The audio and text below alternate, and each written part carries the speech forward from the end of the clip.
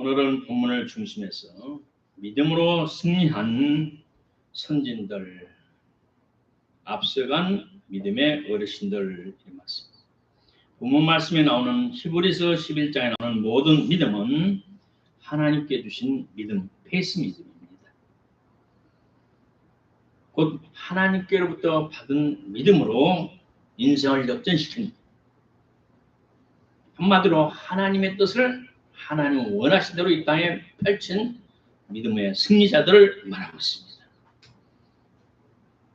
지난 2시간은 믿음에 대한 서론이라면 오늘은 현실적으로 삶의 현장에서 하나님과 더불어 하나님이 주신 믿음을 통해 어떻게 사탄의 공작을 파멸시키고 또 극악한 환경을 극복하고 이기면서 승리했는가를 구체적으로 실증하신 믿음의 선진들에 대해서 몇 시간 은혜를 나누고 합니다.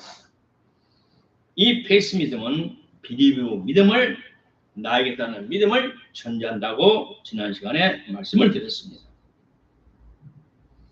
앞서 하신 히브리서의 11장에 기록된 수많은 믿음의 어르신들은 믿음으로 도전해서 승리했습니다. 하나님의 뜻을 이루었습니다. 저들의 이러한 생활은 마지막 시대를 살아가는 저와 여러분에게 귀감이 되며 더불어 우리에게 하늘의 지혜를 줄 것입니다. 1절에 하나님께서 히브리서 기자를 통해서 우리에게 말씀하신 그 믿음은 하나님께로 받은 믿음은 내가 간절히 바라는 소망이 실제로 이 땅에 나타나는 것이라고 말씀합니다. 또한 보지 못한 눈에 보지 않았던 영적인 실체가 물질적인 세상에 현실로 나타난 것이라고 결론을 내리면서 이 믿음장을 히브리서를 시작합니다. 영적인 존재이신 하나님은 그 영적인 영역의 왕으로 스스로 계셨어요. 3절의 믿음을 통해 오는 세상들이 전능하신 하나님의 말씀으로 지은 줄을 깨닫나니 눈에 보이는 것들은 나타나는 것으로 된 것이 아니니라. 4차원에 속한 눈에 보이지 않는 그것이 물질 세계, 3차원의 세계에 만들어지고 창조되었다는 말씀이 있습니다. 4차원의 하나님께서 3차원의 물질 세계를 지배, 통치, 관리하신다는 것을 아무나 믿을 수가 없어요. 왜냐하면 사람은 태어날 때부터 우리의 선조의 죄악을 유전자를 가지고 태어났기 때문에 하나님을 알 수 있거나 인식할 수 있는 기능이 마비되었어요. 우리의 믿음의 선대, 믿음의 부모가 성령이 충만해 모태로부터 내가 성령이 충만해 출생했다면 자동적으로 하나님을 인식하거나 경배할 수는 있습니다. 그러나 성경에는 그런 사람이 거의 없습니다. 세례 요한밖에 신약이 없었어요. 하나님께 은혜를 받아 마음을 열고 비리브로 하나님을 믿고 더하여 사탄이 주관하는 환경과 여러 악을 이길 수 있는 믿음 페이스를 받게 됩니다. 제가 선교하면서 창조론이냐 진화론이냐 대비된 중국 책을 미국으로부터 입수했어요. 한 10권을 귀한책을 입수해서 저를 아껴주는 그 책에 아주 고관에게 선물을 드렸어요. 그리고 많은 세월을 흘렀어요. 정확히 계산을 보니까 20년 후에 당시 내가 일본으로 초청한 강사님이 계셨어요. 그래서 내가 왔다 그러니까 오랜만에 왔다고 같이 식사하자고. 그리고 식당으로 같이 나갔어요. 촉천 강사님 우리 김 목사님 모시고 같이 나갔어요.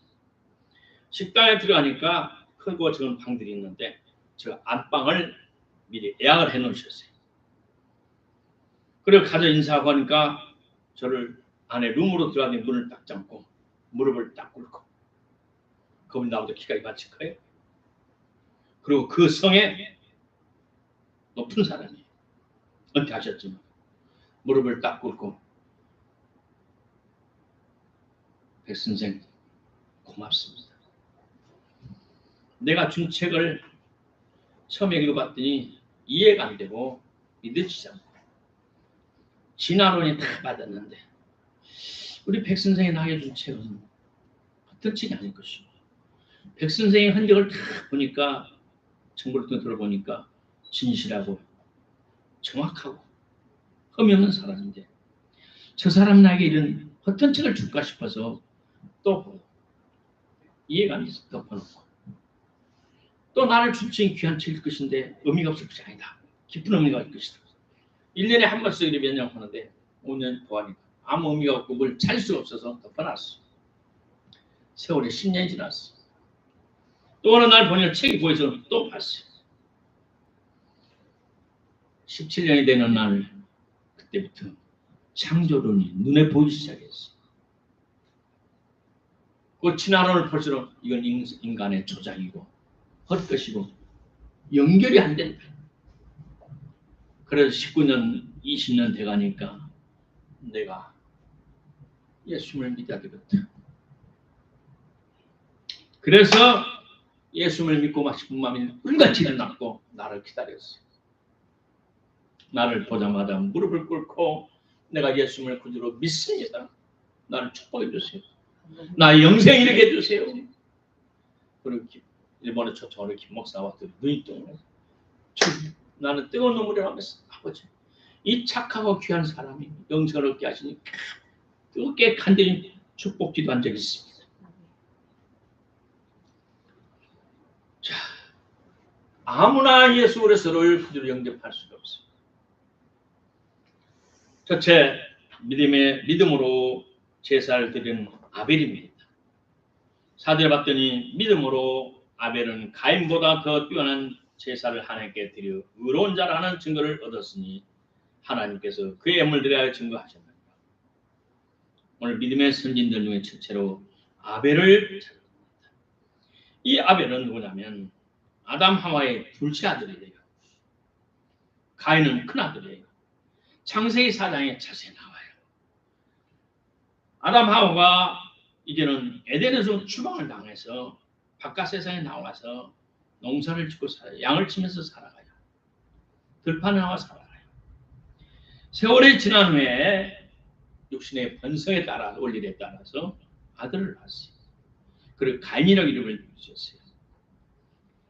또 둘째를 낳았어요. 아벨이라고 이름을 부어줬어요. 그런데 큰 아들은 들에는 농산물을 좋아해요. 둘째는 아빠를 더 잘 따라요. 그리고 아빠를 잘 따르는 둘째는 자연스럽게 양을 키우는데 관심이 많았고 아들은 동서남북 뛰어다니면서 자연에 맺히는 사과, 여러 과일을 좋아하면서 이런 성장하기 시작했어요. 성장하면서 아담 하와는 하나님의 말씀 따라 하나님께서 지시하는 법칙에 따라 그는 돌에 위에 양을 잡아서 하나님께 번제를 드렸어요. 그러면서 아버지 아담은 아들들에게 큰아들 가인, 둘째 아벨에게 너희도 하나님을 만나 축복을 받아야 된다. 그러면서 과거에 자기들이 잘못했던 것을 자식들에게 가르쳐주면서 하나님의 은혜와 축복이 없는 위험한 세상 살아갈 수 없다. 그러면서 가르쳐줬어요. 근데 가인은 농사를 좋아했고 아벨은 부모님을 따라 양을 키우는 목자가 됐어요. 대부분의 사람, 정상적인 사람은 누구나 자연과 기와 요철을 좋아합니다. 들에 나가서 하늘에 달이 커졌다가 적어졌다. 별이 총총히 빛나고 해가 돌아가는 이 우주 만물과 천지 만물을 보면 야, 저게 누가 만들었을 거야? 그냥 아니야. 그 우주가 정확한 세계에 따라 돌아가는 것이. 그렇게 오픈된 마음으로 찾아볼 수가 있어요. 그리고 어느 누구나 살아낸 짐승을 죽이기를 싫어해요. 어느 날 제가 광주에서 서울로 고속도로를 운전하고 오는데 앞에 하던 화물차가 삐뚤어지면서 이렇게 지나가요. 반드시 쭉 가는 고속도로 차가 삐뚤 지나가요. 그래서 나도 깜짝 놀라서 속도를 줄이면서 쭉 갔더니 세상에 오리 새끼가, 오리 엄마가 한 마리가 오리 새끼를 들고 고속도로를 건너가는 거예요. 이렇게 길을 건너가는 거예요. 그러니까 큰 차가 그냥 가버리면 되는데 그 오리 새끼가 엄마를 지나는 돈 피해서 살려주려고 싹 피해서 이렇게 가더라.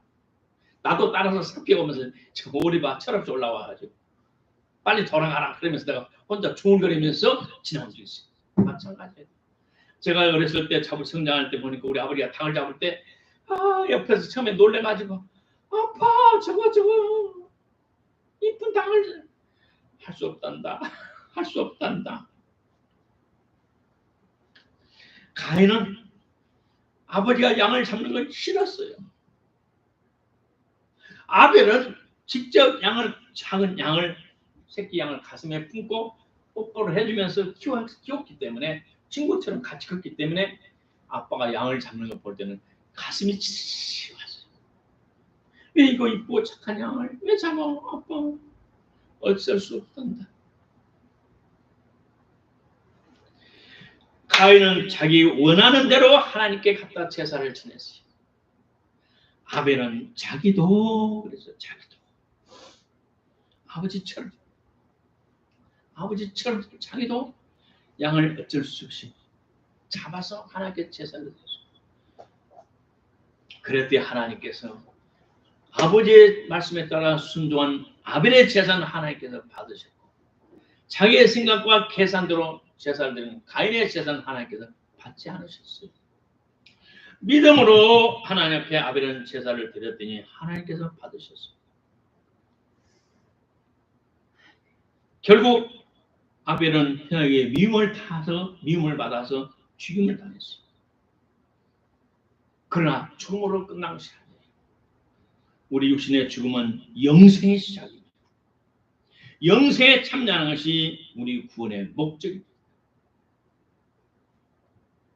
구원을 받지 못해 영생에 참여하지 못하면 그 구원은 헛것이라고 성경은 말하고 있습니다. 이 세상에서 왕이나 황제같이 살아도 결국 지옥에 간다면 근생같이 불쌍한 사람이 없어요. 아벨은 하나님을 경외하는 부모님에게 순종할 때 하나님께서 그에게 믿음을 주었어요. 두 번째, 하나님과 동행한 에노스의 믿음이에요. 5절에 봤더니 믿음으로 에노스는 중을 보지 않고 산채로 하늘로 옮겼으니 옮기기 전에 하나님을 기쁘시게 하는 자라고 증거를 받았느니라. 창세기 5장에 봤더니 하나님과 동행하며 자녀를 낳았어요. 에노시 하나님과 동행했어요. 그런데 이것은 성경에서 원문에서 한국어로 번역할 때 하나님과 동행한다는 이 번역이 약간 부족하게 됐어요. 한국어로 번역할 150년 전에는 성령의 충만함을 경험하지 못한 번역자들이 번역했기 때문에 또 원어에 대해서 번역한 실력이 부족했기 때문에 약간 부족한 점이 있어요. 이 원어의 뜻은 뭐냐? 하나님과 친밀한 인격적인 교제로 인하여 하나님과 같이 살았다. 하나님과 동행했다. 지금 말로 말하면 성령과 같이 살았다. 성령 안에서 살았다. 그러한 뜻을 가지고 있습니다. 신구약 성경에 육신의 죽음을 당하지 않고 천국으로 그냥 올라간 사람은 에녹과 엘리야입니다. 노아의 후손은 이제는 무두살레를 갔어요. 에녹이 하나님과 동행하더니 하나님이 그를 데려가심으로 세상에 있지 않았어요. 에녹이 60에서 5세에 무두셀라를 낳았어요. 이 무두셀라란 말은 큰 비가 오리라는 의미가 함축되었어요. 에녹은 아들 무두셀라의 손자인 노아 시대에 하늘에서 큰 비가 올 것이라는 환상을 보고 이름을 지었다는 것입니다. 에녹은 하나님과 동행했어요. 다시 말해 하나님과 깊은 영적인 교제를 경험한 사람이었어요. 어느 사람들은 이 험한 세상에 살면서 어떻게 하나님과 동행하고 살 수 있겠느냐 묻습니다. 하나님과 동행한다는 것은 무엇이냐? 하나님께서 원하시는 것은 하고 행하고 순종하고 하나님 원하지 않는 것은 칼같이 자르지 않는 생활이에요. 절대적인 순종의 생활이에요. 우리의 마음의 중심을 어디에 두었는가? 그것이 하나님과 동행하는가? 하나님과 동행하지 않느냐 그 말입니다. 모든 것이 하나님 중심주의 신앙이냐 아니면 인본주의 신앙이라는 문제입니다. 인본주의 특징은 일생을 자신의 힘으로 살려고 하는 사람들을 말합니다. 하나님 중심주의 신본주의 신앙은 성령으로 충만한 성도들로 물질과 환경을 자유제도로 통치하고 지배하는 하나님과 같이 동행하고 성령으로 사는 사람을 말합니다. 현대 어리석은 신신학주의나 자유주의 신자들처럼 물질로 영적 영역을 좌우하려는 어리석은 사람으로 사는가 아니면 물질 세계를 정복하고 관리하고 다스리는 성령 하나님으로 살 것인가 우리가 매일 성찰해야 됩니다. 믿음으로 산다는 것은 철저한 신본주의 신앙 내 마음에 신본주의 신앙으로 비립으로 나에게서는 믿음으로 살아갈 때 사탄과 세상을 정복하기 위해 수는 하늘의 믿음을 페이스 믿음을 우리에게 주죠. 그러나 하나님을 도움으로 생각하는 신자들은 하나님의 도움이 제한이 돼요. 에노스의 신앙은 하나님과 통했던 신앙은 하나님 중심주의 신앙을 했다는 거예요. 오늘 말하면 하나님 성령으로 충만한 영적 깊은 교제를 가졌다는 사람으로. 셋째, 노아의 믿음이죠. 7절에 믿음으로 노아는 아직 보지 못하는 일에 경고하심을 받아 경험으로 방주를 예비하였다. 창세기 6장에 봤더니 노아는 하나님께 은혜를 입었더라 말합니다. 노아는 그 당시에 의인이요 완전한 자라. 그가 하나님과 동행하였으니 에노처럼 노아도 하나님과 동행했어요. 그 당시에 하나님께서 노아에게 말씀하시를 내가 사람 지었음을 한탄한다고 했습니다. 그들의 생각이 죄만 짓고 천년과 인륜을 거스르는 내가 지은 사람들이 그렇게 살아가니 내가 마음이 아프다. 내가 그들을 땅과 함께 멸하리라. 그 죄악으로 죄악을 먹고 사는 사람 내가 그들을 다 멸하고 새로운 세상을 만들리라. 그러면서 하나님께서는 잣나무로 방주를 지어라. 길이는 이렇게 150m, 폭은 25m, 높이는 15m. 큰 배를 만들어라.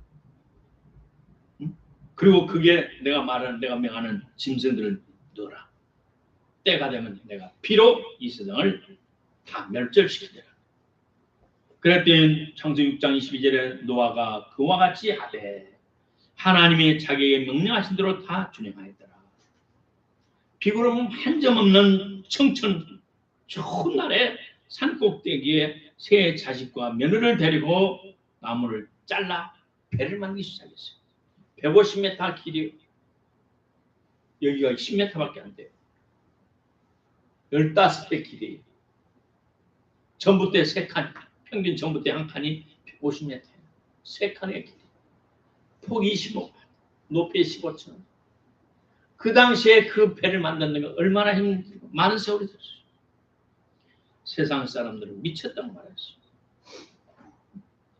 그러나 믿음으로 하나님이 주신 믿음으로 그 마음속에 하나님을 진실로 믿었기에 비림했기에 하나님께서 믿음을 주셔서 순종해서 그 배를 지었어요. 만들었어요.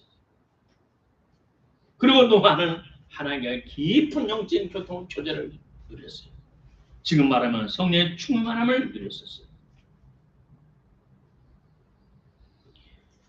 그렇게 하나님께서 노아에게 은혜를 베푸르셔서 이 땅에 홍수를 멸절시킬 때 그 가족만 살아남게 만드셨어요.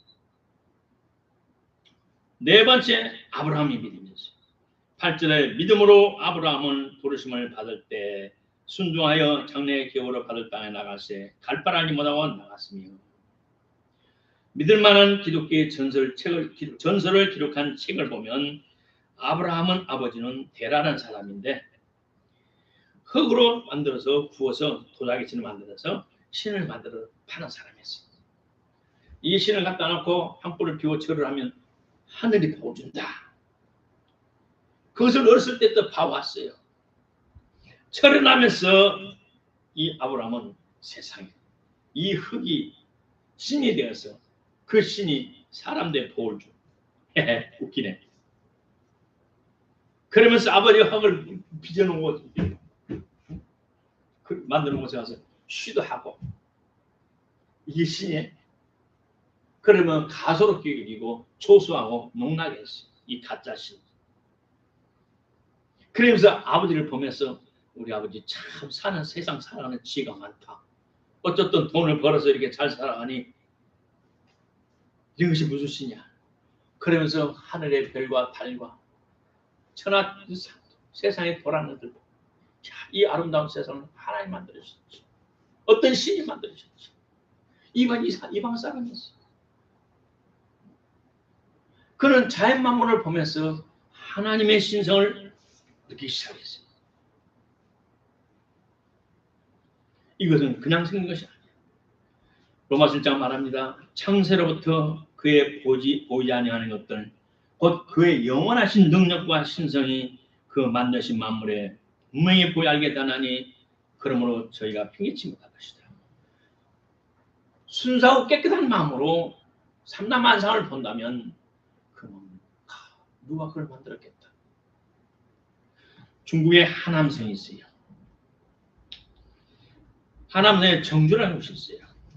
그 정주에 국민학교 2학년 다니다만 사람이 있었어요. 애기 엄마가 있었어요. 비염이 심해서 머리까지 아프고 그래서 집중할 수가 없고 머리 아파서 초등학교 2학년 다니다 그만뒀어요. 근데 이웃에 살던 언니가 야 소민아 언니 저 동네에 우리 옆 동네 큰 동네에 교회가 생겼는데 거기만 가면 병이 다 낫는다더라. 너 지금도 머리 아프지? 응 지금도 아파. 많이 아파. 우리 가보자. 그래서 그 언니를 따라 교회를 나가기 시작했어. 왔다 갔다 몇 달 하다가 머리가 나았어요. 야 참말로 하나님 계시구나. 그래서 이제는 열심히 예배를 참석하기 시작했어요. 근데 어느 날 들판에 나가서 보리밭에 풀을 메고 있는데 하늘에서 노래가 들려왔어요. 그 자매가 들에 나가서 염소를 키우고 풀밭에 나가서 강을 흐르고 살면서 야 저것은 그냥 되는 것이 아닌 것 같아. 달이 커졌다 적었다 또 겨울이 되고 사시사철이 되고 이 만물이 돌아가 보면 누가 그 만들었겠지. 교회 나왔더니 하나님께서 그걸 만드셨더니 맞아. 이게 누구가 만들었어. 그래서 믿음을 가지고 교회 나갔어. 들판에 있는 하늘 노래가 들려왔어요. 근데 그 노래가 들려오면서 그냥 애워졌어요. 집에 와서 콧노래로 흥얼흥얼 노래를 불렀어요. 그랬더니 그 언니가 옆에 있던 언니가 된다면서 야, 그 노래 참 듣기 좋다. 어디서 배웠니? 우리 교회에서 노래 안 부르던 노래던데 그냥 내가 생각나서 그냥 한번 했어. 노래했어. 근데 딱 연필을 들니까 착착착착 콩나물이 그려지고 그 가사가 잘 생각난 노래를 적어놨어. 또 며칠 지나 들판에 가서 여기 있는데 하는 노래가 들려와요. 들려지면서 딱 애워져요. 또 흥얼흥얼하고 노래했더니 너무 좋아요. 그래도 또 적어놓고 기록을 해놨어요. 며칠 때 언니가 또 왔어요. 야 오늘 거는 저번보다 더 좋다. 어디서 배웠니? 아니 내가 그냥 해본 소리. 하늘에서 들려왔어. 또 노래가 또 들렸어. 세월 노래 부르더니 그 언니가 교회 전도사님한테 소민이가요 전도사님 우리가 안 부르는 노래를 어디서 배워서 노래하는데 너무 듣기 좋아요. 그 전도사님 하는 말 야 그 수학교도 안 나왔어. 2학년 다니다 말았잖아. 그럼 우리 교회 말고 그 자매가 어디 취입하는 거 있어? 친척이 시내 가서 뭐가 있어? 응? 허튼 소리 하지 마. 전도사님 진짜라니까 진짜라니까. 다음 주에 한번 시켜봐요. 하늘에서 들려온 찬송가 1500곡이에요. 그 아름다운 찬송가는 전 세계 중국 교회 나가고 북경 교황 땅에서 오케스트라에서 그 연주하고 있어요. 자연 만물을 순수하고 깨끗한 마음으로 바라볼 때 하나님을 찾을 수가 있어요. 네.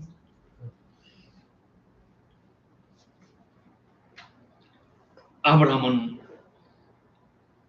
그 자연만물의 역사는 그걸 보고 하나님 어떤 신을 찾았고 아버지가 만들어 파는 가짜 신의 염증을 느꼈고 그럴 때 하나님 나타나셨어요. 그러나 나타나신 하나님께서 네 고향 친척을 떠나라. 내가 지시할 땅으로 가거라. 지시할 땅에 네가 보따를 싸고 짐을 싸라. 본토 친척 아버지를 떠나가라. 모든 친척도 잘라라. 아브라함은 하나님의 말씀을 믿고 보따를 쌌습니다. 그런데 75세가 되도록 자식이 없었기 때문에 조카를 데리고 왔어요. 어디 갈지 모르는 그곳에 가서 내 신변 보호도 하고 내 상속자도 되고 내 양아들도 되고 조카를 데리고 왔었어요. 여러 우여곡절 속에 이제는 하나님 앞에 100% 순종합니다. 그가 고향을 떠날 때는 하나님을 100% 빌부했어요.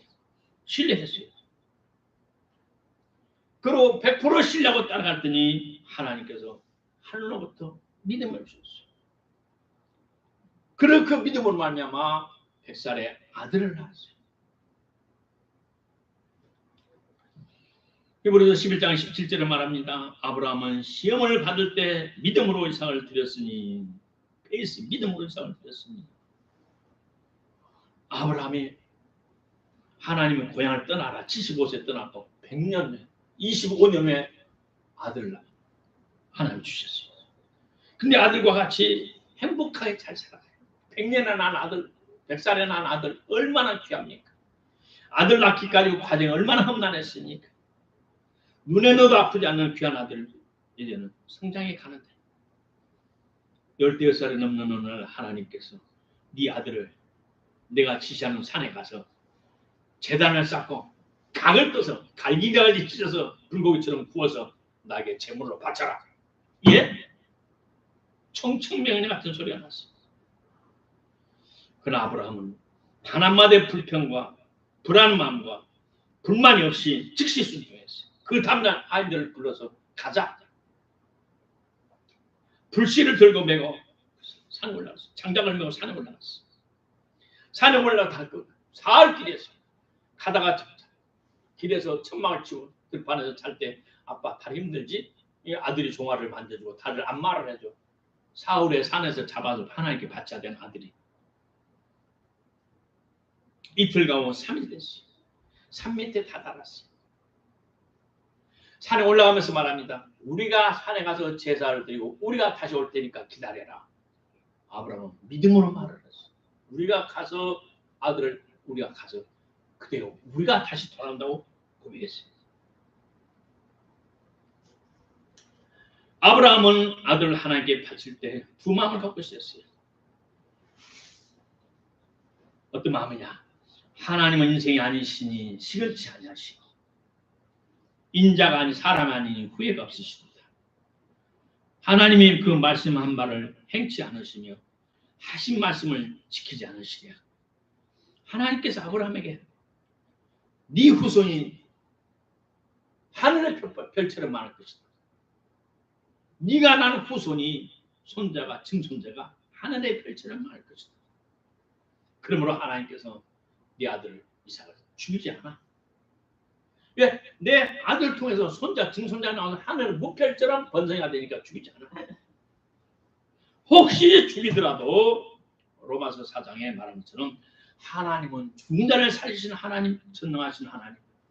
그걸 믿었어요. 그래서 산에 올라가서 장작을 올려놓고 다 펴놓고 아들아 이삭아 예 사흘 전에 하나님께서 너를 잡아 번제를 바치래. 그래요? 아들은 도망가지 않았어요. 아빠 여기 있어요. 빨리 하세요. 빨리 잡으세요.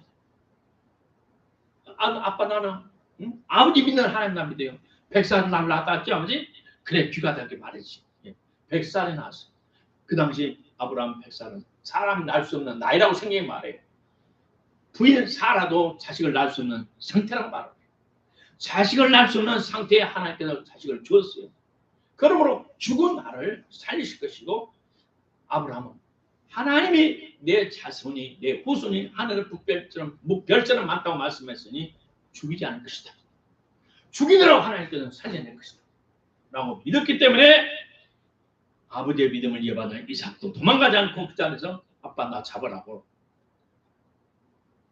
그래서 이삭은 평생 복을 받았어. 한 번도 고난한 것이 어려움이 없었어요. 아브라함은 믿음으로 하나님 주신 믿음으로 자식을 바쳤어요. 왜냐하면 그 마음속에 하나님의 신실하심을 믿었기 때문에 그 마음속에 하나님을 절대적으로 신뢰했기 때문에 하나님께서는 환경을 이길 수 있는 하늘의 믿음을 주셔서 그에게 승리케 하셨어요. 오늘 결론적으로 우리는 예수님의 곧 오실 마지막 시대를 살아가는 이 시대에 초자연적인 믿음이 필요합니다. 데살로니가서 2장에 봤더니 그동안은 사탄의 활동을 막는 자가 있었다고 말합니다. 그러나 이제는 사탄이 활동할 시대가 되었다고 하나님께서는 말씀합니다. 하나님 허락한 때가 되었어요. 예수님의 공의 오실 때가 되었어요. 그래서 시간이 지날수록 환경은 더욱더 나빠집니다. 이러한 시대에 우리가 이 환난을, 이 어려움을 극복하고 하나님의 자녀로 온전히 살 수 있는 비결은 하나님께로부터 난 믿음이 필요합니다. 하나님께로부터 난 믿음을 받기 위해서는 우리의 믿음을 토대가 되고 기초가 되고 다이가 돼야 됩니다. 오늘 말씀드린 아벨, 에녹, 노아, 아브라함은 세상을 살면서 하나님을 생각했고 꿈을 갖거나 하나님께로부터 꿈을 받았고 어려운 환경을 보고 비평하지 않고 불만하지 않고 불평하지 않았고 긍정적으로 말을 했고 마음에 비리부했더니 믿었더니 하나님께서 페이스라는 초자연적인 믿음을 주셔서 환경을 이기도록 환경에 승리하도록 하나님 축복하셨습니다. 아벨처럼 하나님을 경외하는 부모의 말을 순종할 때 하나님으로부터 초자연적인 믿음을 받습니다. 에노처럼 하나님과 은밀한 깊은 교제를 나눌 때 현대어로 성령 충만을 받아 유지할 때 하나님으로부터 특별한 믿음을 받습니다. 노아처럼 철저하게 신본주의로 살기를 각오하고 어떤 손해가 있더라도 하나님 말씀 따라 살겠다고 각오할 때 하나님께서 초자연적인 믿음을 주셔서 우리를 승리케 하실 것입니다. 아브라함처럼 전적으로 자기의 생명을 하나님께 맡길 때 하나님의 신뢰가 맡길 때 생사와 복을 하나님께 맡길 때 하나님으로부터 초자연적인 특별한 믿음을 받을 것입니다. 마지막 시대에 오늘 하나님의 영광을 위해서 은혜롭고 신실하신 하나님을 신뢰하고 온전히 헌신하시기를 주 예수 이름으로 축원합니다. 기도합시다.